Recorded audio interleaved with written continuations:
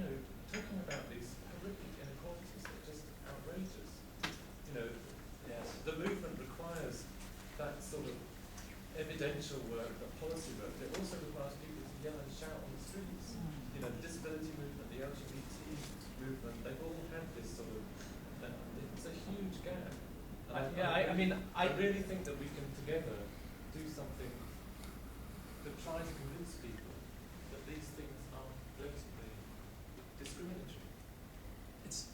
I agree, which is why I ended on that kind of note. I think the problem for me is Runnymede is a 5-person organization that focuses on the evidence, and we're not necessarily the people best placed to lead a movement. But I do think that somehow, whether it's, there are opportunities. I don't want to be wholly pessimistic, right? So new forms of mobilization. Young people don't necessarily see political parties as their way of engaging with the, with social change. And on the one hand, that's a negative, but potentially, there may be opportunities. I don't know it'd be interesting to hear from young people in the room. How do they think they could convince their peers, their friends to come together, whether that's through starting, I think in the US, if you look at some of the issues around police killings of young black men, and even at the Confederate flag, Twitter has actually played a significant role. Black Twitter has been quite significant in raising the awareness and the resonance of these issues. And I don't know if we could do something similar here. And organizations like 38 Degrees have got massive connections all over the place. I don't know if anyone would... So there's a question in the back. That's another question. Manjit Tandale, a police officer with the College of Policing. The service is struggling to recruit from BME communities. It's a shock and a horror. And we have tried using positive action. And there is a call amongst some of our senior leaders to have a legislation change towards more positive discrimination. Just wonder what your thoughts and views on that would be. Yes. Should have been last year. I have argued in favor of positive action. I think the problem with affirmative action or positive discrimination is not that it wouldn't work, is that it's quite unpopular, and I think you have a hard time selling it. So 4% of white British people are in favor, and only 20% of black and minority ethnic people are in favor. But I think policing is quite interesting. I think with policing, there's almost a question of whether it's even positive discrimination. You might, I'm stretching the concept a bit, but you might view it as a genuine occupational requirement to have diversity. If the purpose of the service is to deliver, a service that is able to gain the confidence of the community that you're policing, because obviously policing is a quite intrusive and significant and important role, then if you can't understand that community, and if the community doesn't trust you, you might sort of, at least in certain areas, you might get commanders who could think about introducing language or ethnicity as a sort of genuine occupational requirement. I don't know. I'm just trying to think creatively about how you could get around the problems around positive discrimination. I think, having said that, targets and even in the Conservative Manifesto, there were comments about the fact that there's underrepresentation in the police, and I think it is an issue that needs to be looked at more seriously. And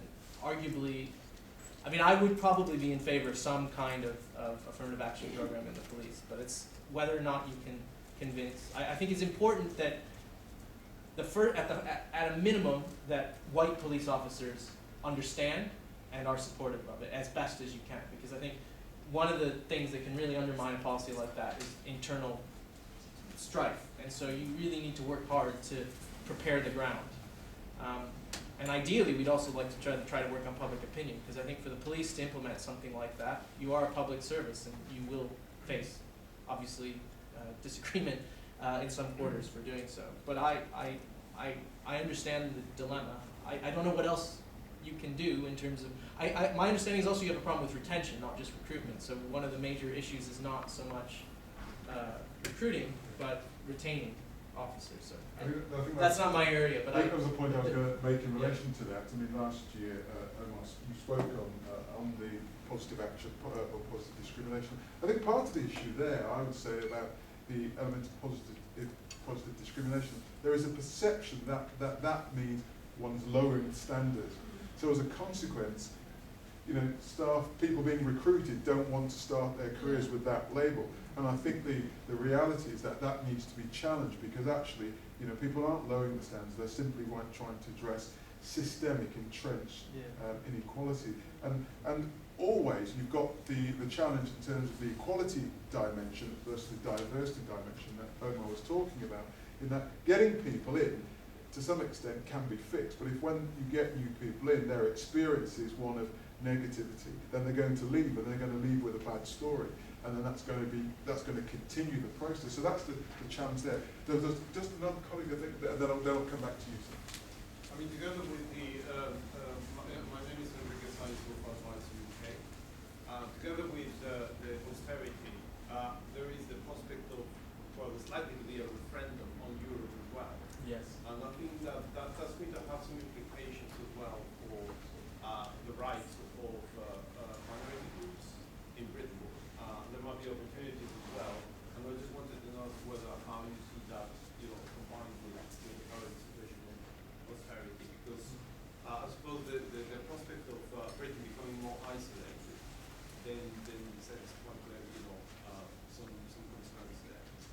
No, I tried to hint at it by saying that I think the immigration debate will not just affect, I think there's a kind of perception that, you even hear it, that settled communities are also opposed to immigration, so that Black British populations or Indian populations are uncomfortable with the numbers of Polish migrants, for example. But we've done some interviews, and actually it's a little bit more complicated in story than that. They feel quite differently, I think, than, for example, the average Ukied voter, because they recognize that some of this discourse will, redound back on them potentially, and they remember similar kinds of discussions being had 20 years ago, and people don't walk by those signs, and I think you're right. The impact of the European referendum, even if I think there has been an issue about the benefits of Europe being poorly explained and sold to the British public by the pro-EU vote and supporters, and I think one area that I think needs to be worked on a bit more is free movement of labor for Black and minority ethnic people. I don't think many Black British people, for example, are taking jobs in Poland or in Spain or France, and I mean, I think some of the benefits of the European Union are not necessarily felt by Black and minority ethnic people, and I think that's also something that the Yes camp needs to think and reflect on as well. But I am very nervous, I have to be honest, about the consequent effects. My only hope is that I think Black and minority ethnic people will have a big impact on the election. So that's on them. And so the No campaign will have to figure out how to appeal to them without being xenophobic, which is going to be, may improve the quality of the debate. That would be the hopeful side. I'm trying to find some hopeful. Yeah. Okay,